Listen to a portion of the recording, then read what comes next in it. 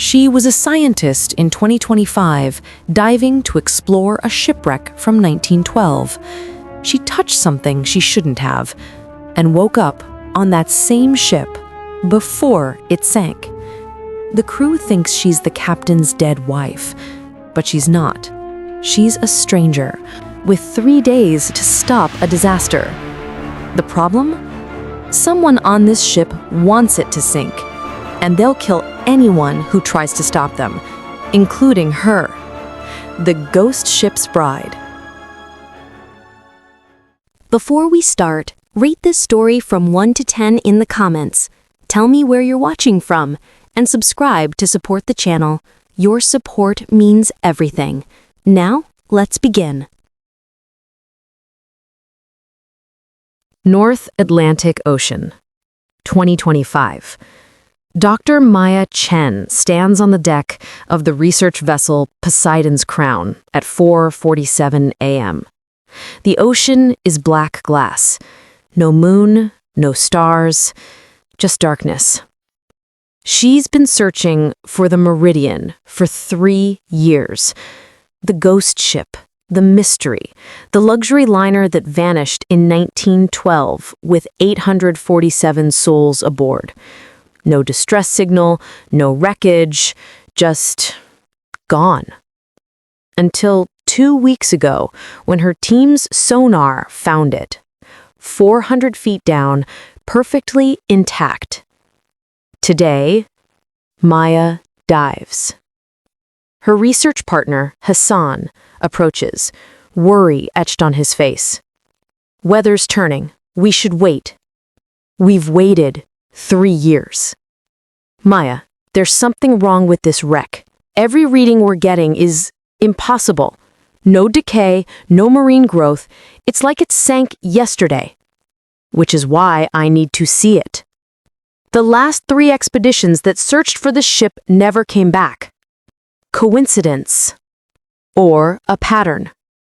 Maya checks her diving equipment. I'll be careful. Will you? Hassan grabs her arm.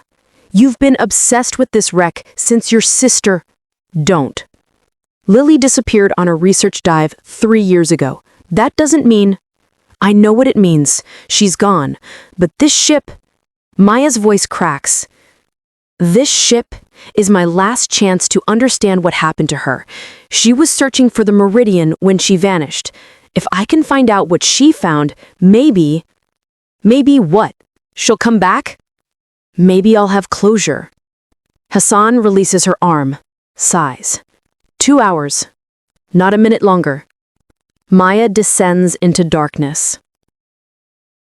20 minutes down, Maya's headlamp cuts through black water. Then, the Meridian materializes like a dream. Massive, elegant, impossibly preserved. Hassan, I'm at the wreck, and you're right.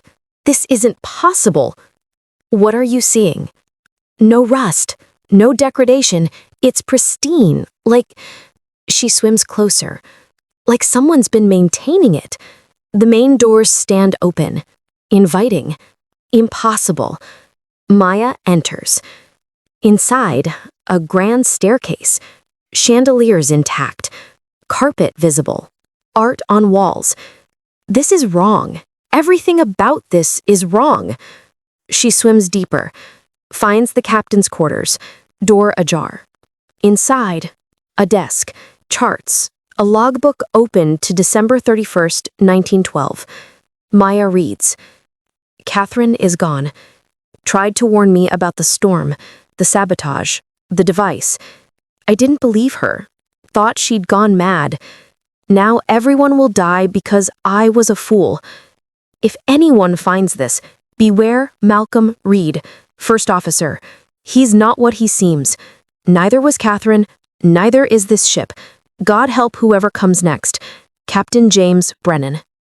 Hassan, are you... Static. Hassan? Nothing. Maya turns to leave, and sees it. On the captain's desk, a compass, glowing blue-white. Beside it, a small leather journal also glowing faintly. Maya reaches for the journal first, opens it. Maya Chen. Yes, you. I knew you'd come. I'm writing this on November 3rd, 2025. If you're reading this, it's December something 2025. You just found my research. You dove to the wreck. You're about to touch the compass. Don't. Not yet. Read this first. I'm your sister, Lily. I'm alive in 1912, and I need your help.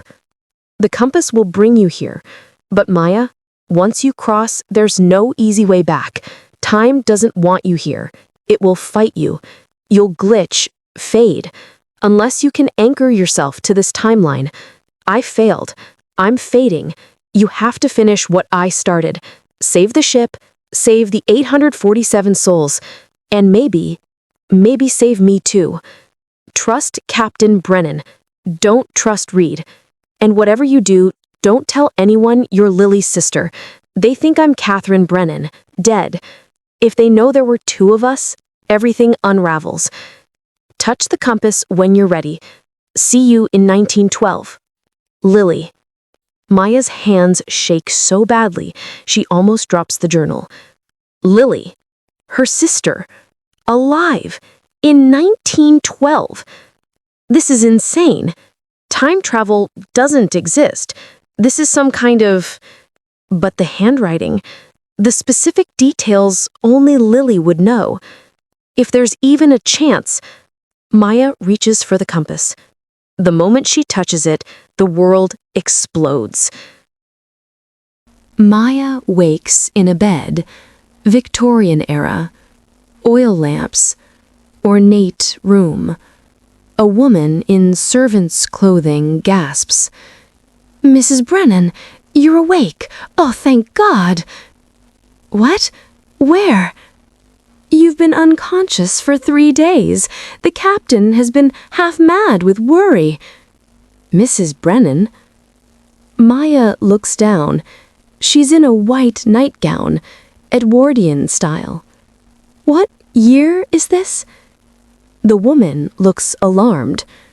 December 27th, 1912, ma'am. Should I fetch the doctor? 1912? She's in 1912. And they think she's... who? Where's the captain? On the bridge. But ma'am, you should rest. Maya is already out of bed. I need to see him. Now.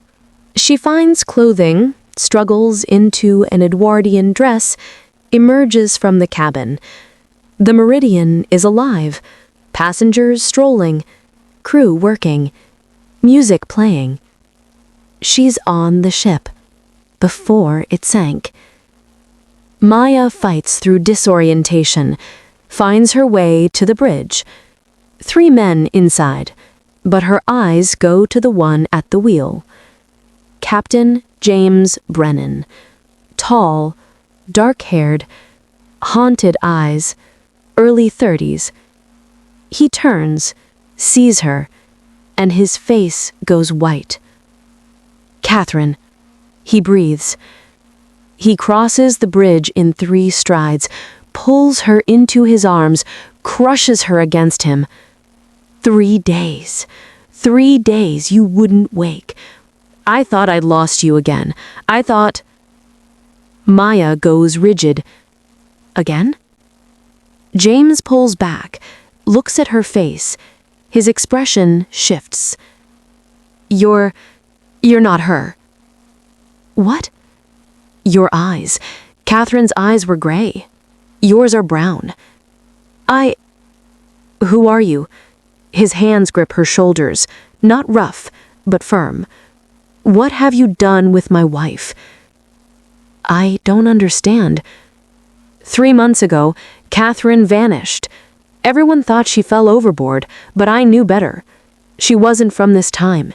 She told me things, impossible things, and then she disappeared. Now you're here, looking exactly like her, but you're not her. Maya's mind races. Your wife was Catherine. Yes. And she looked like me? Identical, except the eyes. Maya's blood runs cold. Captain Brennan, I need you to listen very carefully. My name is Maya Chen.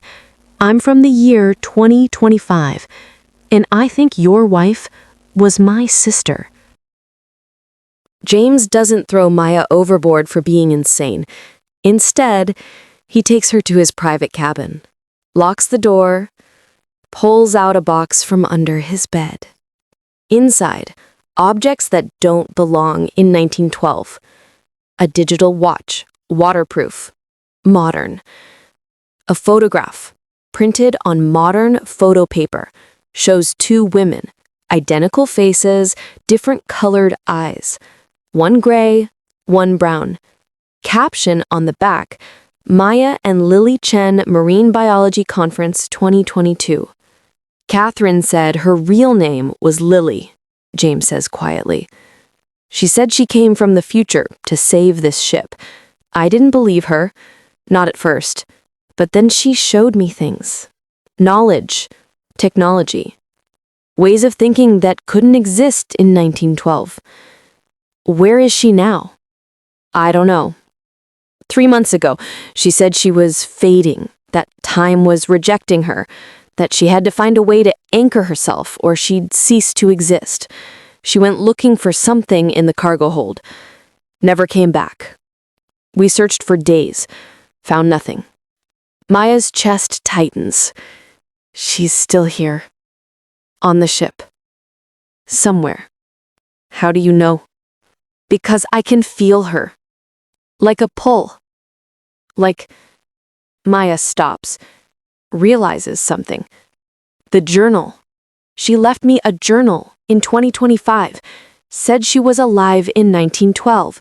But if she disappeared 3 months ago, then she might still be somewhere on this ship. Hidden. Or trapped. Or fading out of existence. They stare at each other. We have to find her. But we also have to save the ship. Lily's journal mentioned sabotage, a device, someone named Malcolm Reed. James's expression hardens. Reed. My first officer. Catherine didn't trust him, said he wasn't what he seemed. What is he?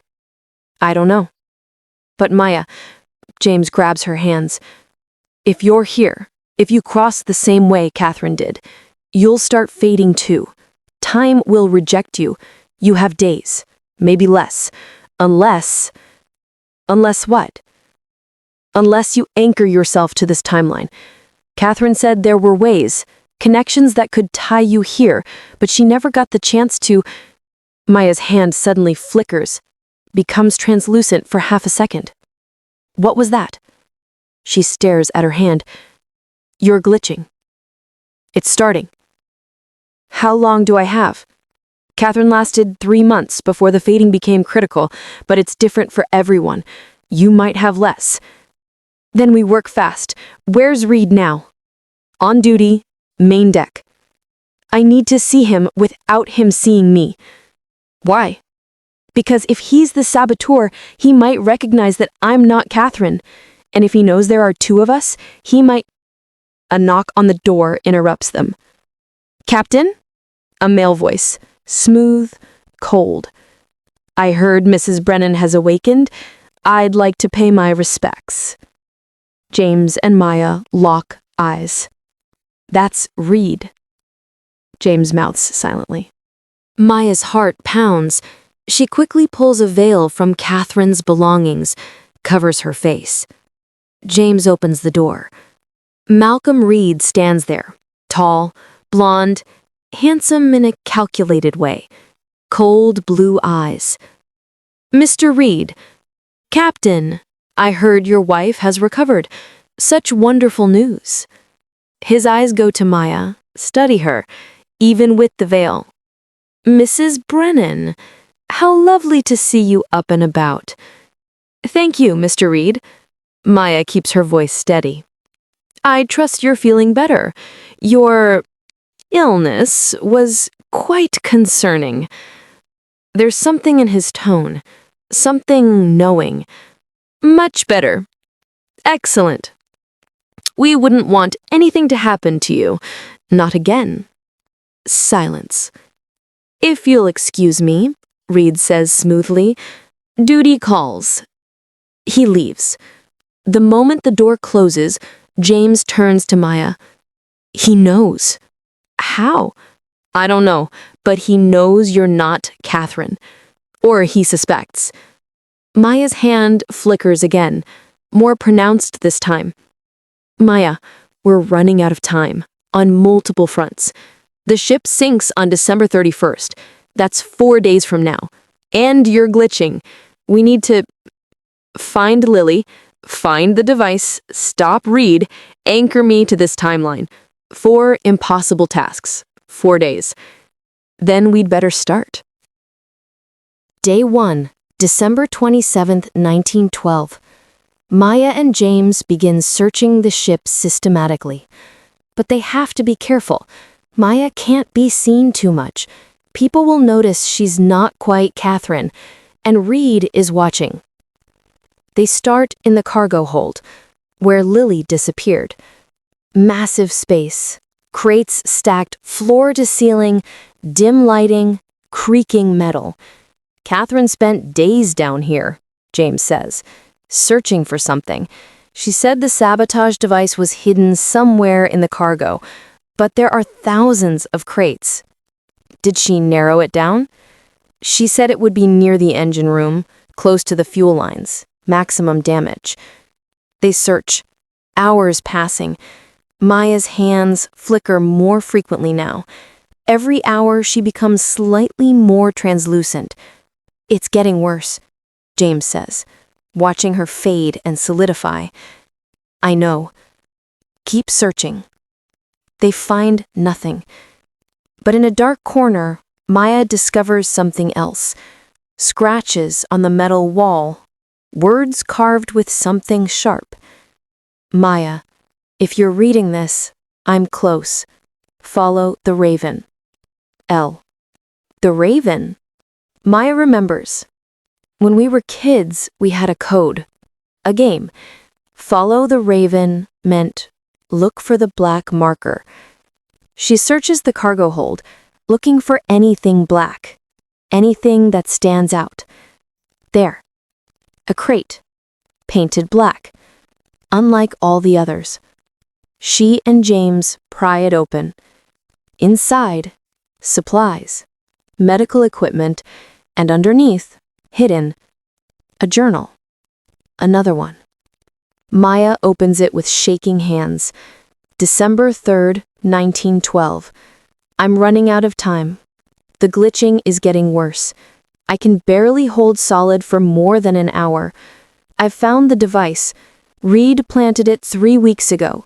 It's not in the cargo hold. That was misdirection. It's in the crew quarters. His own quarters. Hidden where no one would think to look. But I can't get to it. Every time I try to go near Reed, I fade faster. Like he's accelerating the rejection. Maya, if you're reading this, Reed is not human. Not fully. He's something else. Something that exists outside normal time. A guardian, maybe? Or a parasite. He feeds on temporal anomalies. And we're fuel to him. The more we glitch, the stronger he gets. You have to stop him before you start fading too badly. And Maya, there's a way to anchor. Catherine's wedding ring. I'm wearing it. If you can find me, take it. Put it on. It's keyed to this timeline through James's bloodline. It will hold you here. But you have to find me first. I'm hiding. In the one place no one ever looks. Where the dead are kept. -L.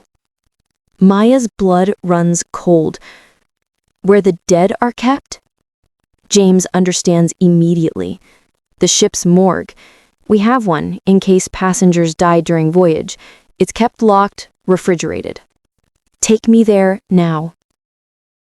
The ship's morgue is deep in the lower decks.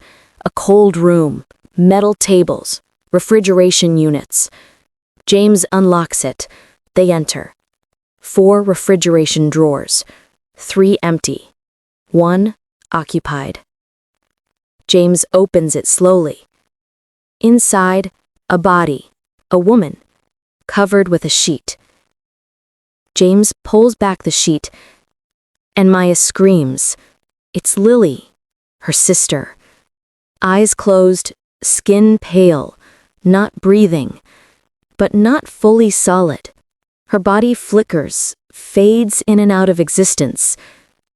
She's trapped between, not alive, not dead, stuck in the moment of fading. No.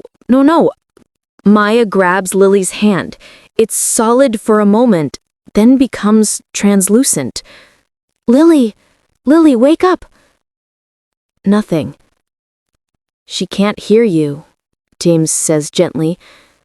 She's not in this timeline anymore. She's elsewhere.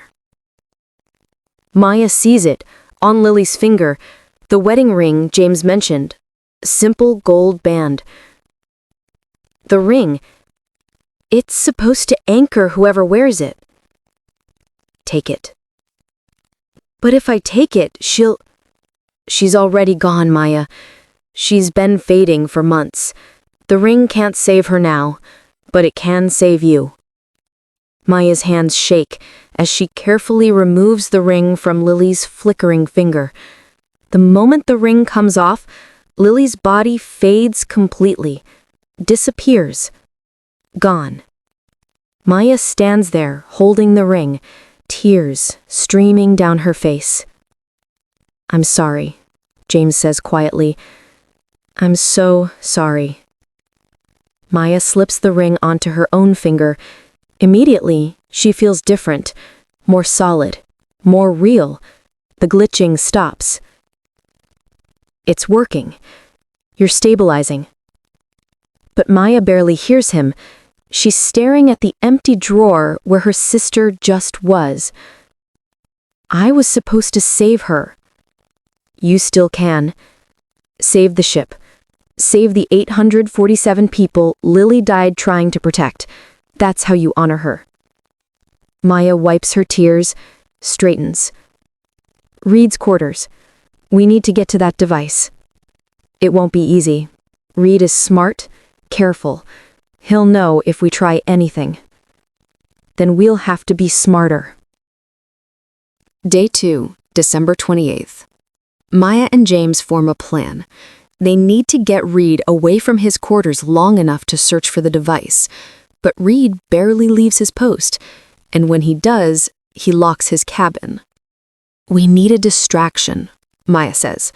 Something big enough to pull him away. A fire? Too dangerous. Real risk to passengers. A fight? He'd just send other crew to handle it. They're in James's cabin plotting, when suddenly, the ship lurches violently. They're thrown against the wall. What was that? Maya gasps. James is already up, running to the door. Engine trouble. Something's wrong. They race to the engine room. Chaos. Smoke. Crew members shouting. One of the boilers has malfunctioned. And there's Reed. Calm, collected, directing the crew. He sees James. Captain, under control? Minor malfunction. We'll have it repaired within the hour. What caused it? Unclear. Possibly sabotage. Reed's eyes flick to Maya. Or perhaps temporal interference. The way he says it, so casual, so knowing. Temporal interference? James asks carefully. Yes, you know, when things that shouldn't exist in a timeline try to force their way in, it creates friction, malfunctions, glitches. He looks directly at Maya. Don't you agree, Mrs. Brennan? Maya's heart pounds, but she keeps her voice steady. I'm not sure I understand what you mean, Mr. Reed.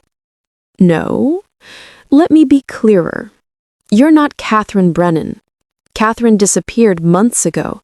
You're someone else, someone new, and you're causing disruptions just by being here. That's absurd. Is it? Turn to James. Captain, has your wife been acting differently? Has she seemed confused? Has she flickered in and out of existence, perhaps? James's jaw tightens. Mr. Reed, I don't know what you're suggesting. I'm suggesting that you're harboring a temporal anomaly, and anomalies are dangerous, Captain. They destabilize everything around them. They cause accidents, malfunctions. He gestures to the smoking boiler. Like this. Are you saying she caused this? I'm saying that if anomalies aren't corrected, they cause catastrophes. Like, say, a ship sinking with 847 souls aboard? Silence. You know about the sinking? Reed smiles. It's cold. I know everything. I've known from the beginning. I'm here to make sure it happens. The Meridian must sink on December 31st, 1912. That's a fixed point in time, unchangeable. And anyone who tries to change it, he looks at Maya, becomes fuel for the process. You're feeding on the temporal energy. That's why Lily faded. You were draining her. She was convenient. So much energy, trying so hard to save everyone. Delicious. You're a monster. I'm a guardian, protecting the timeline from people like you who think they can play God. James steps forward. And if we stop you? You can't. The device is already planted, already active. Reed checks his pocket watch. 63 hours. This ship will sink. Nothing can stop it. And you, Mrs. Not Really Brennan, will fade. Completely. I'll make sure of it. He turns and walks away, leaving Maya and James standing in the smoking engine room. He's accelerating the timeline. The ship was supposed to sink on the 31st, but he can trigger it earlier. How do we stop him? I don't know. He said the device is already active, which means it's counting down. And we have less than 3 days. Then we search his quarters tonight. Midnight. The ship is quiet. Maya and James wait until Reed goes on night watch. They have maybe 30 minutes before he returns. James picks the lock on Reed's cabin. They slip inside. The cabin is pristine, almost unnaturally clean. No personal effects, no photographs, nothing human. He really isn't human, Maya whispers. They search frantically, under the bed, in the wardrobe, behind furniture. Nothing. It's not here, James hisses. He lied, or moved it. No, it's here. Lily said it was. We're just not looking in the right... Maya stops. Looks at the floor. One of the floorboards is slightly raised, almost imperceptible. She kneels, pries it up. Underneath, a metal box, no bigger than a bread box, but heavy, with a clockwork mechanism visible through a glass panel. Ticking. Found it. James kneels beside her. Can you disarm it? Maya examines it carefully. It's sophisticated, Victorian-era parts, but arranged in ways that shouldn't be possible. Reed must have built it with future knowledge. Can you stop it? I don't know. If I cut the wrong wire... We explode? We explode. So we take it off the ship. Throw it overboard. It's booby-trapped. See this mercury switch? If it tilts more than 15 degrees, it detonates immediately. So we can't move it. And we can't disarm it without the right tools, which don't exist in 1912. They stare at the device. 62 hours, 37 minutes remaining on the countdown. There has to be a way, James says. There is, but you're not going to like it. Tell me. Maya takes a breath. Reed is a temporal guardian. He exists outside normal time. The device is keyed to him. It's literally running on his temporal energy. If we remove him from the timeline, the device stops. How do we remove him? We kill him. Can he be killed? I don't know. But we have to try. Footsteps in the corridor. He's coming back, James whispers. They quickly replace the floorboard, slip out of the cabin just as Reed rounds the corner. He sees them. His expression doesn't change, but his eyes glow slightly, blue-white, like the compass. Captain, Mrs. Brennan, taking a late-night stroll. Couldn't sleep. Catherine wanted air. I see. Reed doesn't move, blocks the corridor. You know, Captain, I've been thinking about your wife, about how she miraculously reappeared after months of being gone, about how different she seems.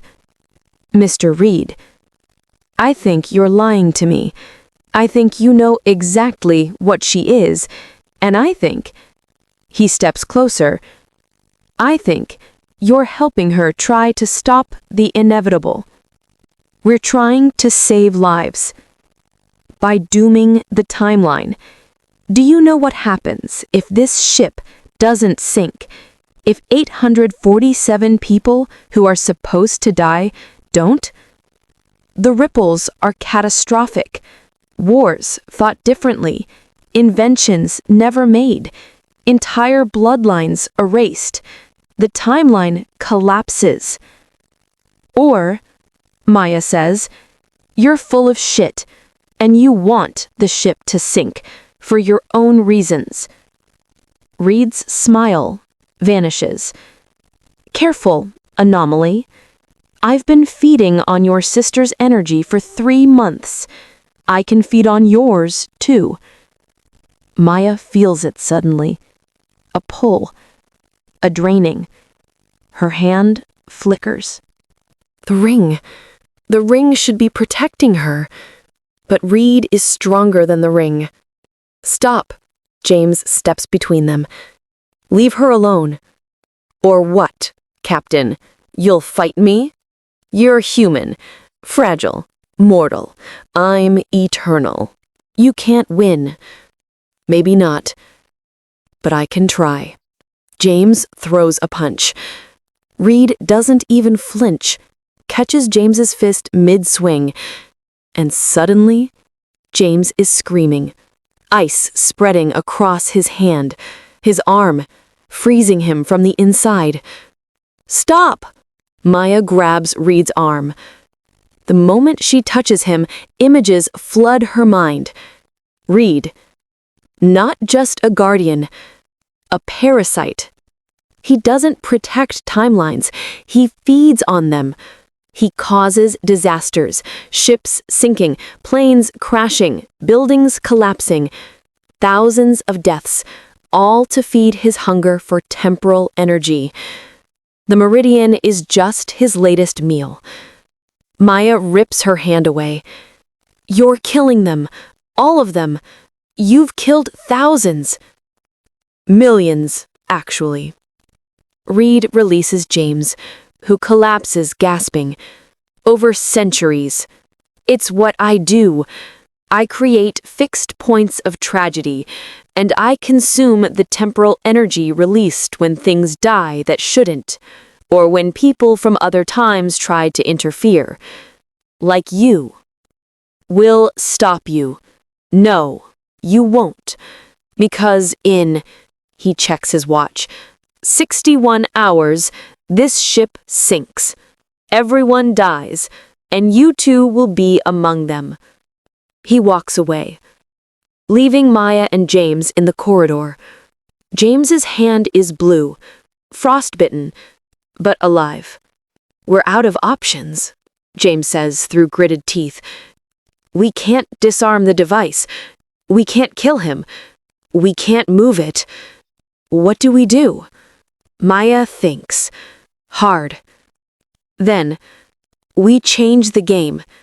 He expects us to try to save the ship, so we do the opposite. "What do you mean?" "We sink it ourselves, on our terms, in a way that saves everyone." That's insane. All the best plans are. Day 3, December 29th. Maya and James gather information obsessively. They study the Meridian's layout, emergency procedures, lifeboat capacity, radio range. "Here's the plan," Maya says. They're in James's cabin, maps spread everywhere. Reed wants the ship to sink during the storm on December 31st. Maximum chaos, maximum deaths, maximum temporal energy for him to feed on. Right. So we sink it before the storm, tomorrow, December 30th. Calm seas, daylight, controlled evacuation. How? We trigger his device early, but we do it when we're in range of rescue ships, when weather is good, when we have time to evacuate everyone safely. Can we trigger it early? Yes. There's a manual override. I saw it on the device. It's designed so Reed can detonate it whenever he wants. But we can use it too. He'll try to stop us. Absolutely. Which is why we need to distract him. Keep him away from the device long enough to trigger it and evacuate the ship. How do we distract him? Maya thinks. Then, with me. He wants to feed on my temporal energy. So I give him what he wants. I let him chase me. Keep him busy while you handle the evacuation. That's suicide. He'll drain you. You'll fade. Not if I keep moving.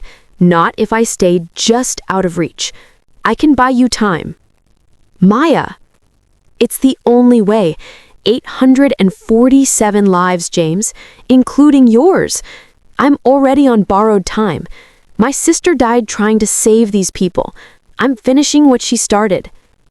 He stares at her. There has to be another way. There isn't. You know there isn't. He pulls her close, holds her. I just found you. And I'm making sure you survive to remember me. What if we both survive? Then I'll see you in 2025. You'll be dead. I'll be old. But I'll find your grave and tell you all about this. That's the worst plan I've ever heard. Got a better one? He doesn't. December 30th, 1912. Dawn. Maya and James put the plan in motion. James begins quietly preparing the crew for evacuation, telling them there's a precautionary drill, getting lifeboats ready, sending distress signals to nearby ships, which in 1912 takes hours. Maya goes to Reed's cabin. She's seen the device, memorized its location.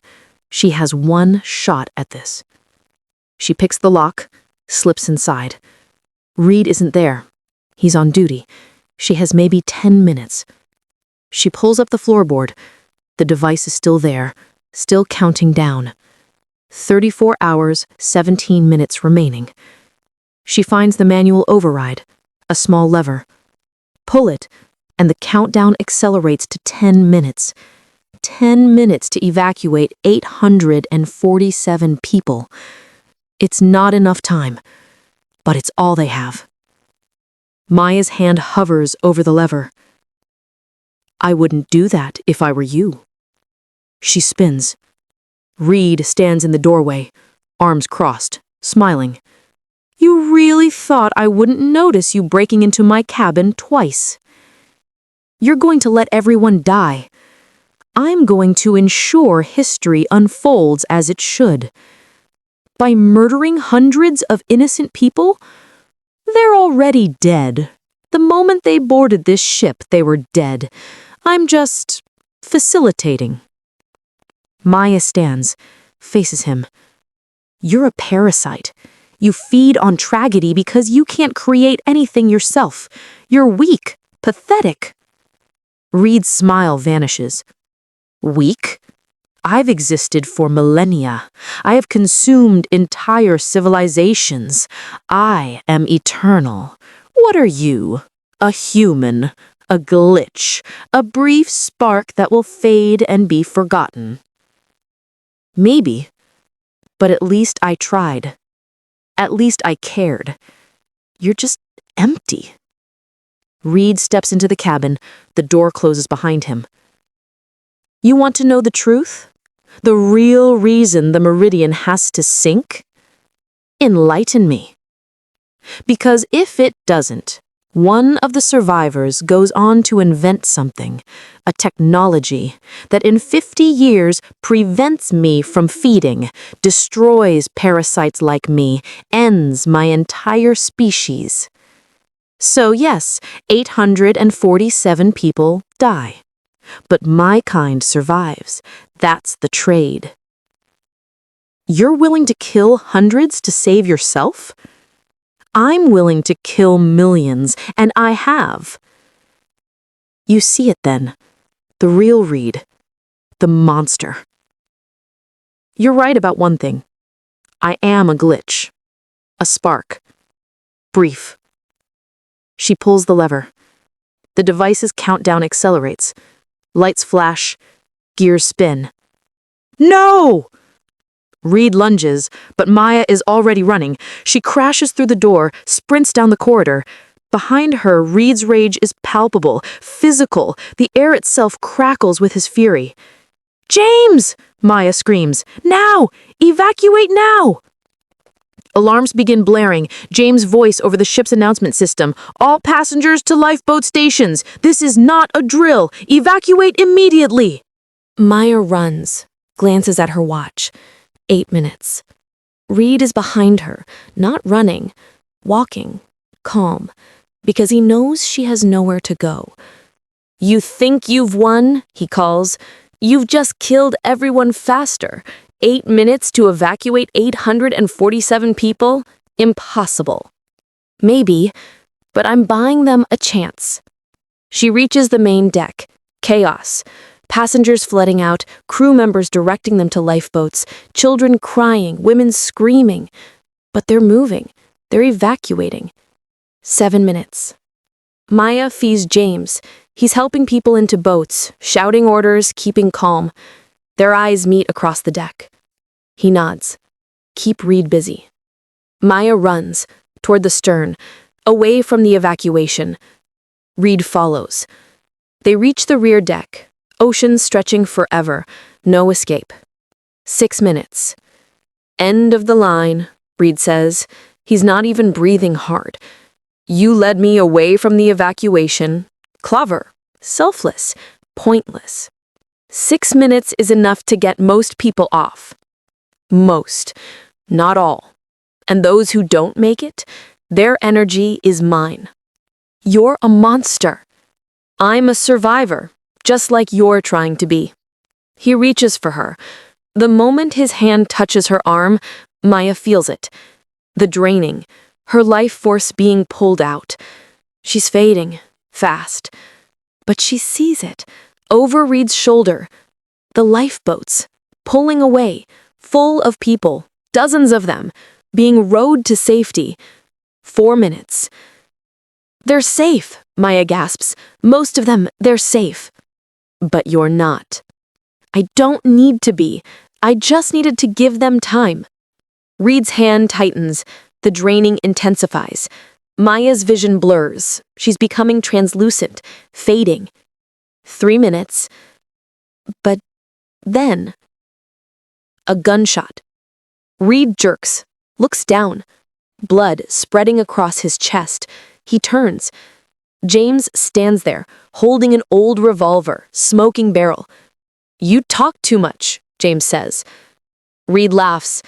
It's wet. Wrong. Bullets can't kill me. Maybe not, but they can slow you down. James fires again and again and again. Reed stumbles back, not dying, but hurt, weakened. 2 minutes. Maya! James grabs her. We have to go. They run, back across the deck to the last lifeboat. 1 minute. They throw themselves in, crew members lower the boat frantically. The lifeboat hits water. They row, hard, away from the ship. 30 seconds. Maya looks back. The Meridian sits in calm waters, beautiful, majestic.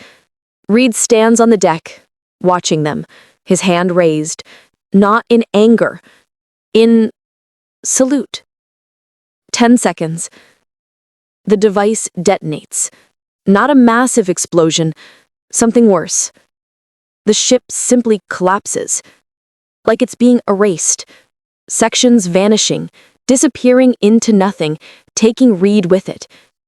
In 30 seconds, the Meridian is gone, vanished as completely as it did in history. But this time, the lifeboats are full. 847 souls, safe, floating in calm seas, rescue ships already visible on the horizon. Everyone survived. Aboard the rescue ship, hours later, the rescue vessel HMS Carpathia takes on the 847 survivors of the Meridian. Maya and James are separated in the chaos. She's taken to the women's quarters. He's pulled away to give testimony to the ship's captain about what happened. Maya sits wrapped in a blanket, surrounded by other women. Children crying, families reuniting. The relief is palpable. But Maya feels wrong. Her hand flickers. Just for a second. The ring. It's not holding as well as it did. An older woman notices. "Dear, are you all right? You look pale." "I'm fine. Just tired." But she's not fine. She can feel it. Something pulling at her, trying to drag her back to 2025. The intemporal crossing. The ring anchored her to 1912, but the connection is weakening. Why? Then she understands. Reed was a temporal anchor too. His presence stabilized the timeline around the ship. With him gone, the timeline is trying to correct itself, push out anomalies, push out Maya. She has hours, maybe a day, before she's ripped back to 2025, unless she can strengthen the anchor. But how? Maya finally finds James on deck. He's coordinating with the Carpathia's crew, making sure all 847 survivors are accounted for. When he sees her, relief floods his face. He crosses to her immediately. "Maya, thank God. Are you hurt?" "No, but James, we need to talk, privately." They find a quiet corner of the deck. Night has fallen. Stars brilliant above. The ocean calm. "What's wrong?" James asks. Maya shows him her hand. It flickers, transparent for a full second before solidifying. "The anchor isn't holding. Without Reed, the timeline is rejecting me. I'm being pulled back." "To 2025? "Yes. I have maybe 12 hours, maybe less." James goes very still. "Then we strengthen the anchor, the ring." "Isn't enough. I need a deeper connection to this timeline, something that ties me here permanently." "What kind of connection?" Maya meets his eyes. "I don't know. Catherine, Lily, your sister, she was here for 3 months, but she was pretending to be someone from this time. She was living a lie. Maybe that's why she couldn't hold. She had no real connections." "And you?" "I've been here 3 days. I barely know anyone. I have no ties, no connections, except..." She stops. Except you." The words hang between them. "Maya, what are you saying?" She takes a breath. The ring belonged to Catherine, your wife. It's keyed to your bloodline. That's why it works at all. But it's not enough on its own. I need... She struggles to explain. I need a genuine connection to you, to this time. Something real, not pretend. You're talking about us. Yes. James steps closer. Maya, you don't have to. I'm not saying I have to. I'm saying I want to. She looks up at him. These 3 days, fighting beside you, trusting you, being trusted by you. James, I barely know you, but I feel like I've known you forever. Is that crazy? If it is, we're both crazy. So, what do we do? He takes her hands, both of them, holds them carefully. Maya, I loved Catherine. Lily, your sister. I loved her completely. And when she disappeared, I thought I'd never feel anything again, but then you appeared. And you're different from her. You're sharp where she was soft. You're fierce where she was gentle. You're you. And He stops, swallows. I'm falling for you. Is it too fast? Absolutely. Does it make any sense? None whatsoever. But after everything we just survived, I'm done lying. Especially to myself. Maya's eyes fill with tears. I'm falling for you too, and I hate it because it's too fast and too complicated, and my sister loved you first, and she's gone. And you're here. And we both almost died. Life is short, Maya. Even when you time travel, it's still too damn short. He leans down, kisses her. It's not desperate, not urgent. It's careful, tentative. A question. Maya answers by kissing him back. And something shifts. She feels it. The ring grows warmer on her finger. The flickering stops. When they pull apart, she looks at her hand. Solid. Stable. It's working, she breathes. The connection, it's real enough. It's holding. So you can stay? I think so. For now. But James, if I stay, it has to be real. Not just pretend. Not just for the anchor. I can't live a lie like Lily did. I don't want you to. I want... He stops. Starts again. I want to get to know you. Really know you. Not as Catherine, not as a replacement, as Maya. Even though I'm from 113 years in the future and have no idea how to function in 1912, especially because of that, you're the most interesting person I've ever met. I don't know how to be a wife in this era. I don't know the rules, the expectations. I'll be terrible at it. Then don't be a wife. Be my partner, my equal, and we'll figure out the rest together. Maya laughs through tears.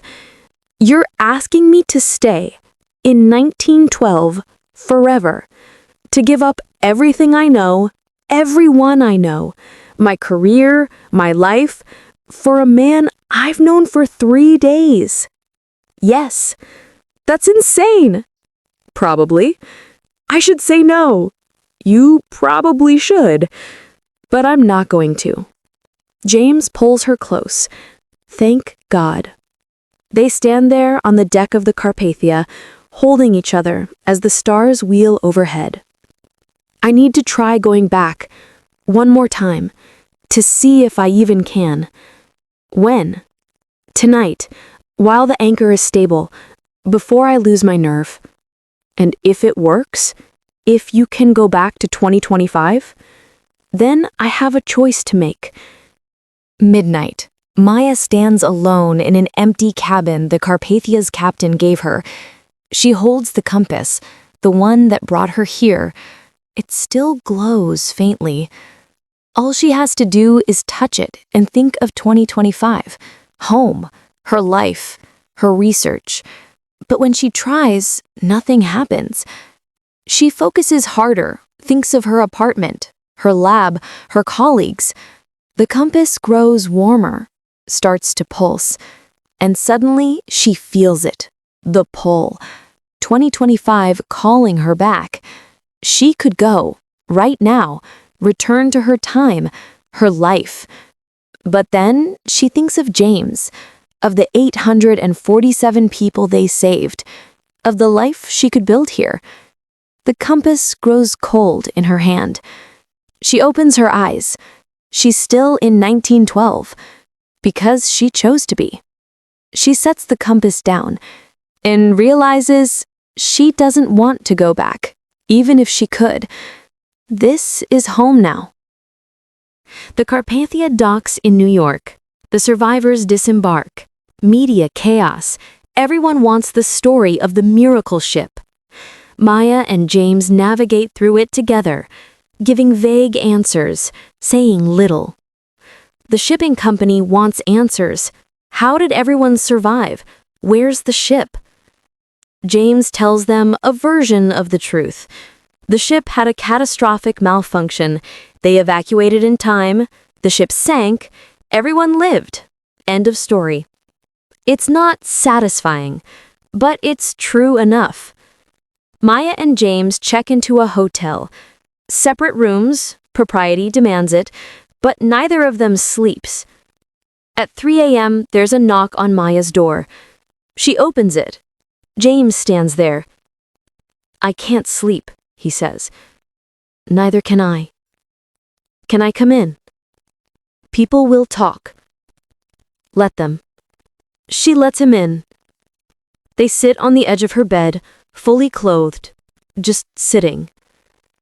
"What happens now?" Maya asks. "Everyone thinks I'm Catherine Brennan, your wife, who supposedly died months ago. But I have no papers, no identity, nothing proving I exist." "We'll figure it out. I'll vouch for you, say your papers were lost in the sinking. We'll rebuild your identity." "Under Catherine's name?" "If we have to, or we can create a new identity. Maya Chen, my fiancé, recently arrived from America. We could marry legally, make it real." "James, we barely know each other." "I know, and that terrifies me. But I also know I don't want to lose you."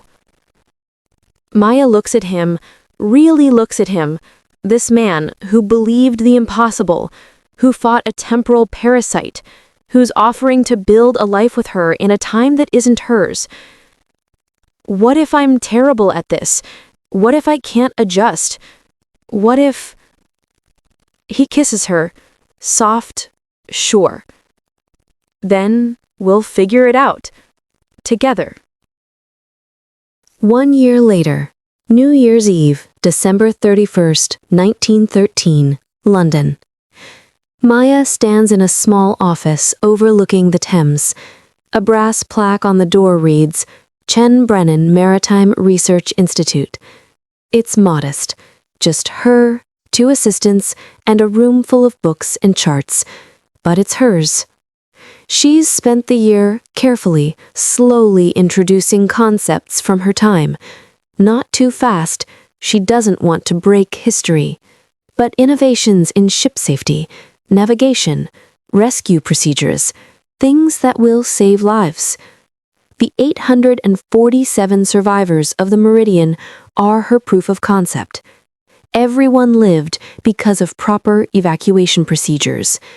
The maritime industry took notice. She's making a difference, slowly, but really. There's a knock on the door. "Come in." James enters, carrying 2 cups of tea. He's grown a beard, looks older, tired but content. "Thought you could use this." "You're a saint." "That's what you said when you married me." "I was under duress." "You proposed to me." "I was having a moment." He grins, sets the tea on her desk, kisses the top of her head. They married 6 months ago. Quietly, just them and a vicar, no fanfare. It's been an adjustment, living in 1913, being the woman in a man's world, fighting for her research to be taken seriously, learning to navigate society that sees her as property. But James has been there, every step, defending her, supporting her, believing in her. You ready for tonight? The party? God, no. Your colleagues are going to ask me hundreds of questions about research I'm not supposed to know yet. Then be vague. You're good at that. I'm good at lying, you mean. Surviving. You're good at surviving. She leans back in her chair. Do you ever wonder what would have happened if I'd gone back, if I'd chosen 2025? Every day. And I'm grateful you didn't. Selfish, but grateful. Maya stands, goes to the window. Outside, London is preparing for New Year's. Fireworks, celebrations. I miss her, you know? Lily. I know she faded.